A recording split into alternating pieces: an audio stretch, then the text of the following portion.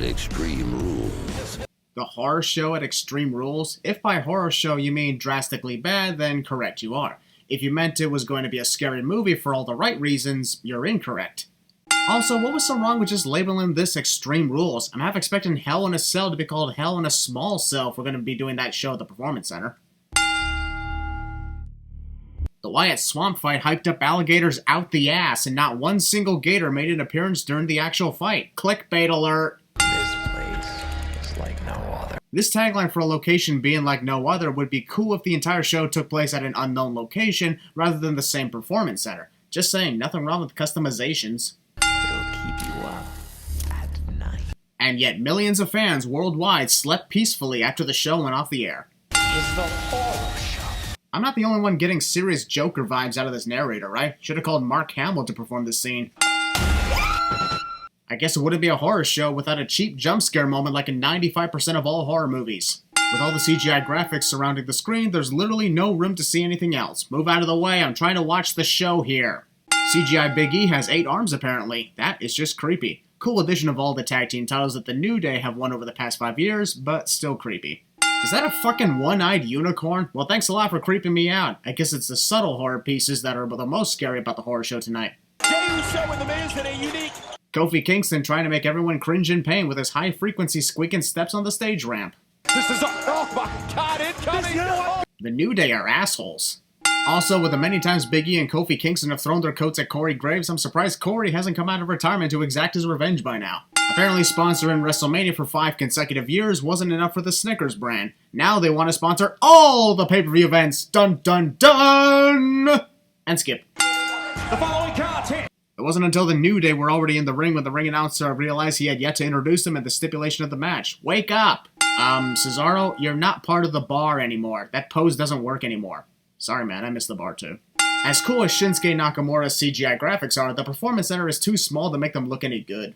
Jessica Cars, I'm so ready to quit my job because I'm not having any fun whatsoever with what I'm doing face. No disqualification, no submission. We can't even go through 5 damn seconds before the commentators start annoyingly spewing the rules of a match that we already heard the rules of 2 minutes ago. The only way to win by putting a member of the opposite team. Why 1? Seriously, in a tag team tables match, it really should be both members of a team have to get put through a table in order to win the match, especially if there are championships up for grabs. Make it challenging and interesting for once. Nakamura has never won a tag team title. Well, thanks for making it clearly obvious that Shinsuke is about to win his first tag team title in WWE from that statement alone. Also, coincidentally, Shinsuke Nakamura wins another title for the first time at Extreme Rules, the same event where he won his first United States title in 2018 and his first Intercontinental title in 2019. Anybody else notice that pattern? Versus Cesaro was already starting to fall before Kofi could connect the stomp. Both Cesaro and Shinsuke Nakamura are on the outside of the ring, right? So why not just set up the table where they are instead of in the ring? Gonna put the referee through the table or something? And Shinsuke The audience continuously hammers on the plexiglass at every show and wrestlers constantly get thrown into it. I find it honestly unbelievable that it doesn't easily break, especially after what happened to Johnny Gargano at In Your House last month. to put this away, and Shinsuke. Sure, Shinsuke prevented Kofi from leaping onto Cesaro through the table, but what's stopping Big E from simply falling back? That could have helped him win right there. Instead, he just hopelessly watches Kofi get attacked, allowing Cesaro to escape. Through the table, which would help. Stop waiting for Kofi! Just powerbomb Shinsuke through the table and you guys win the match! What the fuck? Now Big E with a spear! Oh my! Man, Big E just doesn't seem to realize what match he's in. E continuing to fight forward! Double team attack where neither Cesaro's kick nor Shinsuke's knee came anywhere near Big E's face. And the opening match is kinda hard to watch. To drag out yet another. There are tables in the ring, outside the ring, surrounding the entire area. So the first thing that comes to Shinsuke's mind is to grab an extra table from under the ring as if there are no tables all around him to his heart's delight. Hate it when wrestlers do that. Shinsuke sucks at setting up tables. Extremely awesome way to end this tables match, but it still doesn't make any sense to put just one member of a tag team through a table to win the tag team titles. Biggies, I'm starting to get tired of hanging out with the New Day face. Possible foreshadow? I would have removed 20 sins and gave this event an 11 out of 10 if this table broke under the combined weight of Cesaro and Shinsuke Nakamura putting themselves through it. Tonight is my night! Perhaps all the advice for Nikki Cross didn't work because she didn't think optimistically enough. That's a shame. Always worked for me. Even if you lose, we will still be your friends! Never mind, I found out why Nikki Cross loses this match. Kairi Sane is an asshole. She just took a chunk of Nikki's optimism right out of her. Nikki Nikki's about to compete against the most dominant women's champion we've seen. I thought Asuka was only giving motivation to Nikki Cross, not facing her in a title match. How is Bayley any more dominant than Asuka ever was, Corey? 22. Plexiglass humping. Bayley defends the SmackDown Women's Championship later tonight. Wait, whoa, stop right there. Did Michael Cole just say that Bayley is defending her SmackDown Women's title later tonight? Then what the hell is she doing out here right now, defending half of the tag team titles against Nikki Cross? Bayley and Banks, but there's nobody hotter. That's, no pun intended, extremely debatable, Michael, both in the looks and in the momentum. Bayley's gonna win this one. Corey Graves deserves 3 additional sins for spoiling the outcome of the SmackDown Women's title match. What an asshole. That she's putting forth to get inside. Who are you, Charlotte Flair? Not to mention you shouldn't ever be taking Nikki Cross lightly, but of course, heels gotta heel. Why the fuck is Sasha Banks wearing the SmackDown Women's Championship around her waist? I can understand hanging on to Bayley's tag team title on her shoulder, but Sasha is acting like she's all the champions. Apron curtain fight. There's Nikki with some mind game. Bayley right infringement, but only to the dead Hug Life character. It still counts because it's still Bayley. No Bayley to Bayley! And a kick out by Nikki. Apparently, when you no longer refer to a certain move as your finisher and still connect it with the same force and velocity as you did before, the effects have weakened. That logic is awkward and dumb. Mind her own business. What's going on in the ring? Michael Cole would be great at Cinema Sins 2 expansion. Shut up, Josh! And now Nikki with a good. Pretty brutal, but also very dumb on the part of Nikki Cross to hit the swinging neckbreaker on the outside of the ring, which causes her to lose time and then lose the match. Wrestlers really gotta stop making that mistake, you know? The referee is clearly looking in the direction of Sasha Banks and somehow doesn't see her putting the boss knucks on Bayley's hand. Is this the second pay-per-view in a row where Sasha and Bayley paid off the referee to ignore their cheating tactics? Sasha leaves her boss knuckles behind, allowing any random asshole to pick them up and use them to their own advantage. Good evening, my frightened. Bray Wyatt continues to evolve himself with a Firefly Funhouse. Is there anything this guy can't do in the WWE? Wrestling? Check. Promos? Check. Success? Okay, maybe needs improvement, but an approval nonetheless. Karaoke! Hey, you stupid rabbit. You know that was the wrong tape. Bray Wyatt is fucking awesome. Apollo did not pass his pre-match physical. Just say he has COVID-19 and be done with it. Seriously, it's the #1 trending thing in 2020, so what's so wrong with being open and honest about someone who likely has it? Just fucking say it! Holy shit, WWE's as confusing as ever. We have had 3 double champions in 30 days, a temporary cruiserweight champion holding onto it for somebody else, a US champion with COVID, and an unofficial US champion parading as the new one. Not to mention the US champion before Apollo Crews, Andrade, was champion even with a 30-day suspension and an injury. What the actual fuck is going on? But I'll take a sin off because that is a damn good-looking United States title belt. No competition on which is better, though, because that's just stupid.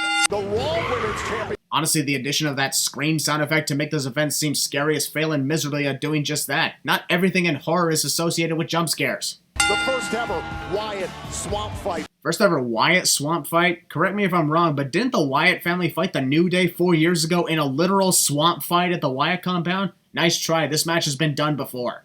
WWE, a company trying to be PG for the families and the kids, encourages a match where the only way to win is to pluck out your opponent's eyeball. There are so many ways an eye for an eye match could work and still have the name be appropriate. You really expect us to believe any of this? Eye for an eye. What does that even mean? I know what it means. Seth Rollins, what does eye for an eye mean? Also Seth Rollins, I know what it means!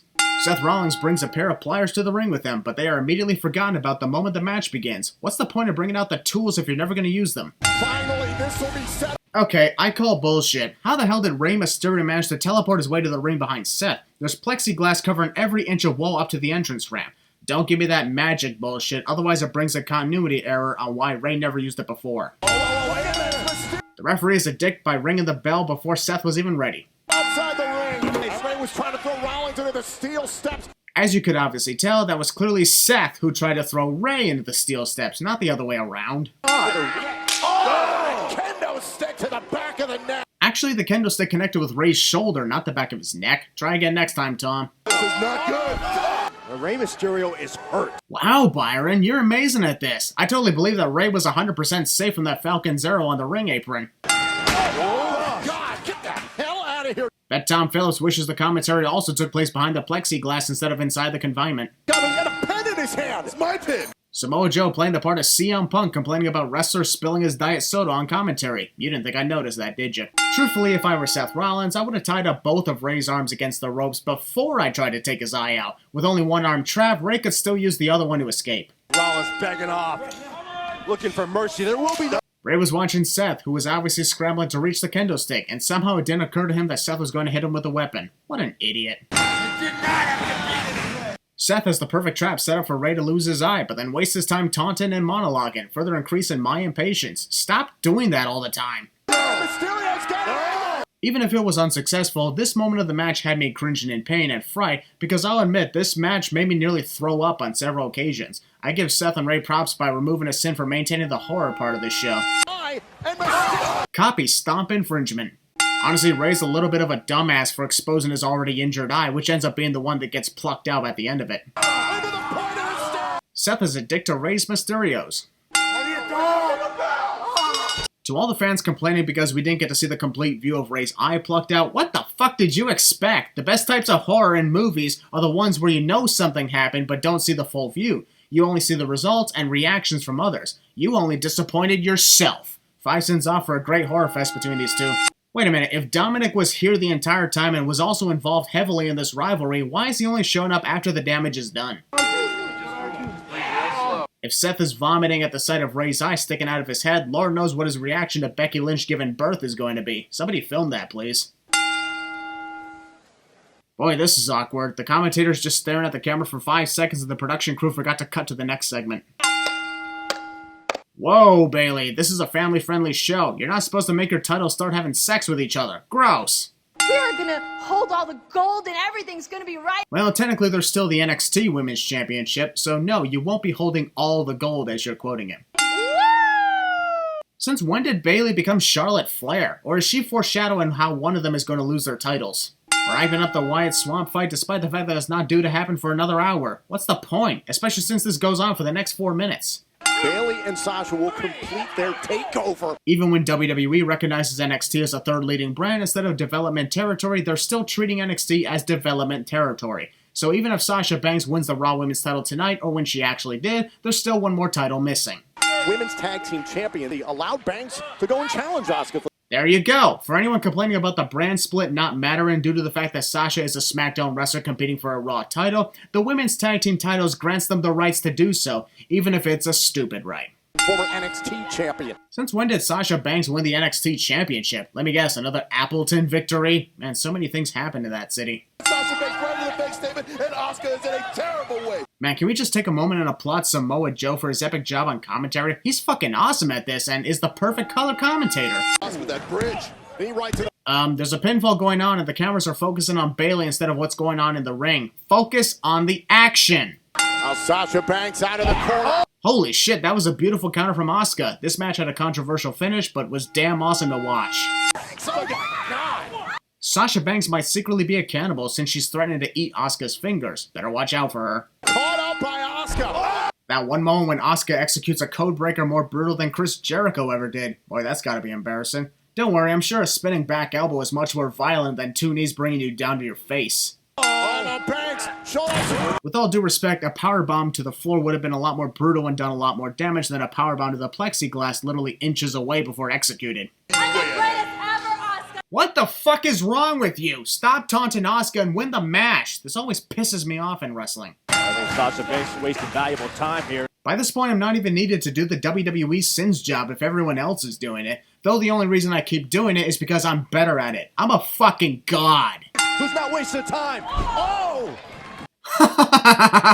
I may be adding in a double sin, but that botch was fucking hilarious. Botcha Banks slips, and Asuka just falls over like a drunk person. Oh, now Sasha Banks!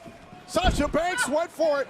I'm removing another sin because those series of counters from Sasha and Asuka were perfectly executed. Made me question who would get the first advantage. Gotta love that. And Bailey tossing one of the titles! The referee doesn't immediately eject Bailey for throwing the tag team title into the ring. What an asshole. Honestly, what was Sasha's plan here? The referee hasn't been incapacitated yet, Asuka has the champion's advantage, and Sasha's willing to risk disqualification by hitting Asuka with her tag title belt? Not a great plan. Not only Sasha, but Asuka also risked getting herself disqualified and taking the coward's way out to retain her title by usage of the green mist. I can understand Sasha trying to do that, but why Asuka? She also knew the referee was watching. Also, the referee gets knocked down at the crucial point of the match cliche. Didn't see any of it! Bailey getting kinky with the referee. Now's not the time to start trying to strip the referee and have sex with him. Oh! What? Bayley actually believed that this would work. Sure, anyone could put on a referee, sure, but the shirt is not the authority. If Bayley was an enforcer or guest referee assigned to this match, that'd be different. Of course, Sasha ends up winning the title a week later, but this plan was embarrassing. Sasha Banks' entrance theme plays despite the fact that she didn't even win anything. I'm so confused. That there is a chance that Rey Mysterio can maintain his vision. It's called his WWE contract. If you deserve an opportunity, get an opportunity. So why the hell is Dolph Ziggler getting an opportunity if that's Drew McIntyre's point of view with the WWE Championship? No, what Dolph Ziggler. Bad stares. Very bad. Residing in Hollywood, Florida. Yep, Dolph Ziggler is residing in Hollywood, Florida. So does that technically mean that he abandoned the location and now lives somewhere else? Because that's what resile means. Extreme Rules. I agree with that sarcastic fan of the audience. The moment Dolph announced this as an Extreme Rules match at a pay-per-view called Extreme Rules, a sarcastic fan said, "How original!" That's just what I was about to say. For Dolph Ziggler only. In other words, Dolph picked the "I know I can't beat you fair and square because I'm a coward" match. Outside the ring as much as he wants. Drew McIntyre's punch was strong with the force. Did you see the amazing force power he possesses? Chair. Oh no. As much as Dolph's stipulation is a coward's way out, I can't help but give him credit for the power he possesses. He holds a chair, referee does nothing. Drew grabs it, now he's risking the title. Genius. McIntyre. Drew rolls back into the ring before the referee could upgrade the count to 7, yet the referee decides to give him a 7 count anyway. So as part of the rule, Drew continues to get counted out despite being in the ring. Good God, that was one of the most brutal low blows I've ever seen. To all the guys watching this Sins video, did you feel that one too? I'd remove a sin, but unfortunately Dolph is addicted to Drew's McIntyre's. Hopefully he doesn't become the new Shinsuke Nakamura. Good thing the table didn't break, but Drew was willing to risk disqualification and lose the WWE Championship just to put some additional damage to Dolph. Gotta stay focused. He's got the hooks in. Dolph Ziggler with a. Drew McIntyre is already starting to forget that this match is Extreme Rules for Dolph only, meaning no rope breaks. Ziggler. Given how slow these two were heading to that ring post, I'd be surprised if that did any sort of damage whatsoever to Drew McIntyre. No. Dolph connects the rock bottom with as much force as The Rock would have done, adding a steel chair to the mix, and it doesn't work. Let's just be thankful these two didn't make finishers look as weak as much as Edge and Randy Orton did at Backlash. Oh, and a kick.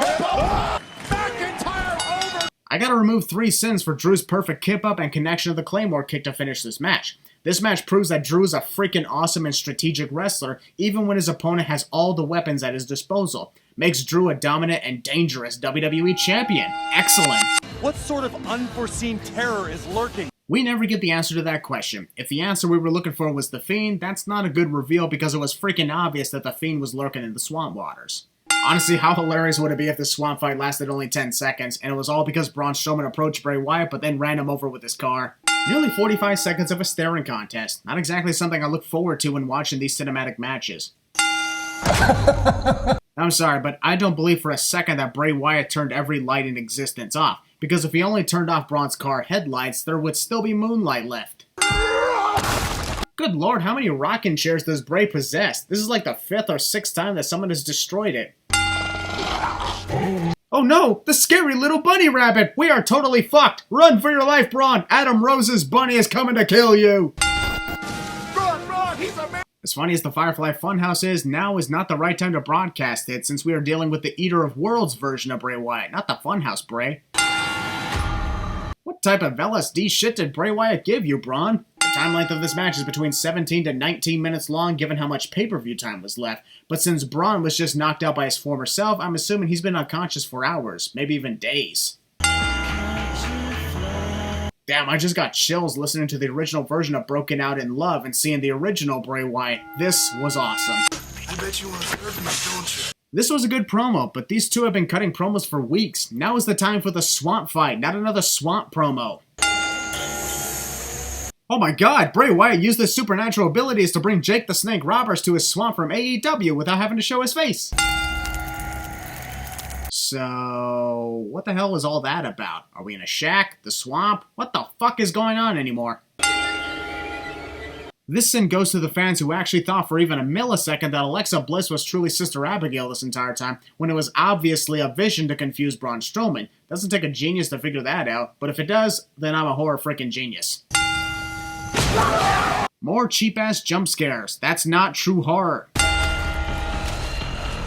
Braun Strowman walks around in swamp water that's supposed to be infested with alligators, and yet he gets off scot-free. Like I said earlier, no point in hyping up the gators if none were ever going to show up. Ooh, so spooky. Honestly, I'm getting severely annoyed at all these random pop-ups of children. As if that's supposed to scare me. I want to see the fight, not this. This is the only time I will give credit for the jump scares. They show the signature ending logo to signal the end of the pay-per-view, and then BAM! Unexpected jump scares is how you do it, not the cliched jump scares. No better way to end the horror show than a menacing shot of the most horrifying motherfucker in the last 10 years.